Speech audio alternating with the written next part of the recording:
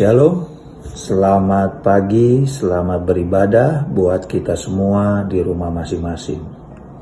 Saudara tahu bahwa identitas kita ada di dalam Kristus.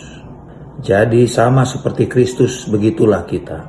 Yesus yang tidak pernah kekurangan, Yesus yang tidak pernah mengalami penyakit, dan Yesus juga yang selalu memberikan kelimpahan dalam hidup kita. Itulah identitas kita di dalam Kristus.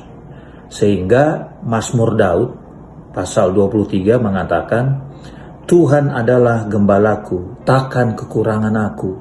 Jadi waktu Daud membuat Tuhan sebagai gembalanya, dia tahu dia tidak akan mengalami kekurangan. Yesus lebih daripada cukup untuk semua kebutuhan kita. Sehingga Matius 6 ayat 33 dikatakan, carilah dahulu kerajaan Allah dan kebenarannya, maka semuanya itu ditambahkan kepadamu. Dan juga ada ayat mengatakan, bergembiralah karena Tuhan, maka Dia akan berikan apa yang kau inginkan. Jadi waktu saudara fokus kepada Tuhan, semua yang dicari bangsa-bangsa itu, saudara akan nikmati. Jadi waktu Daud mengatakan Tuhan adalah gembalaku, takkan kekurangan aku, maka di perjanjian baru Yesus mengatakan, akulah gembala yang baik. Dan gembala yang baik menyerahkan nyawanya bagi domba-dombanya. Dan tidak itu saja, Yesus katakan, aku datang supaya engkau memiliki hidup dan hidup dalam segala kelimpahan. Daud mengatakan, aku takkan kekurangan, tapi tidak di situ dibilang aku akan mengalami kelimpahan. Tapi di perjanjian baru Tuhan katakan, aku datang supaya engkau memiliki hidup dan hidup dalam segala kelimpahan. Jadi waktu saudara sadar saudara bersama dengan Yesus, saudara akan mengalami kelimpahan daripada Tuhan.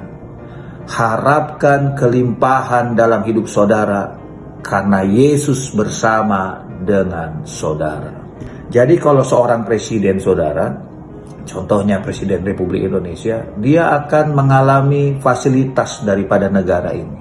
Dan saudara adalah anak raja di atas segala raja. Selayaknya saudara mengalami kelimpahan daripada Tuhan. Sehingga apalagi yang dikerjakan Tuhan, waktu Tuhan berfungsi sebagai gembala kita. Waktu Tuhan berfungsi sebagai gembala kita, dikatakan, Dia memberikan aku di padang yang berumput hijau. Ia menyegarkan jiwaku, Ia membimbing aku ke air yang tenang. Saudara, itulah kerjaan Tuhan yang dibuat Daud dalam hidupnya, sehingga ia mengalami ketenangan dalam hidupnya. Amin.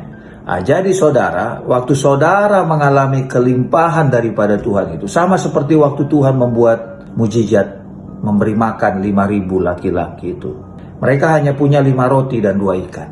Nggak cukup, dihitung dari apapun, dari manapun itu tidak akan cukup. Tapi kehadiran Yesus itu membuat dari yang kekurangan menjadi kelimpahan. Sisa 12 bakul.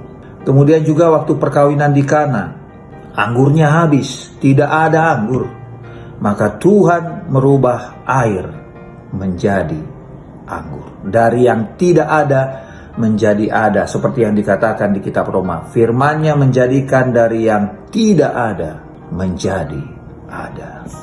Amin. Terus gimana kalau kita mengalami masa-masa yang gelap, masa-masa yang kelam dalam hidup kita? Daud juga mengalami hal yang sama, bahkan lebih parah daripada kita. Dan dia mengatakan, walaupun aku berjalan dalam lembah kekelaman, aku tidak takut bahaya. Kenapa? Sebab engkau besertaku. Yang membuat Daud tidak takut waktu dia berjalan dalam lembah kekelaman itu, karena Tuhan bersama dengan dia. Jadi saudara, di masa-masa seperti ini, justru yang perlu kita harapkan adalah kelimpahan daripada Tuhan. Tahu kenapa? Karena itu sudah janji Yesus.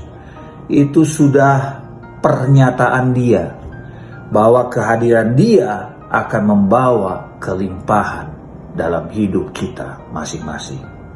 Mari kita nikmati Tuhan, mari kita nikmati kelimpahan dalam hidup kita.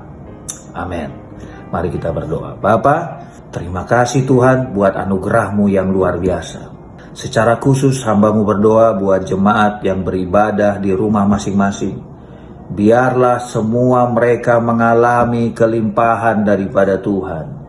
Yang berhutang Engkau yang selesaikan, bahkan Engkau yang memberikan berkelimpahan dalam hidup mereka.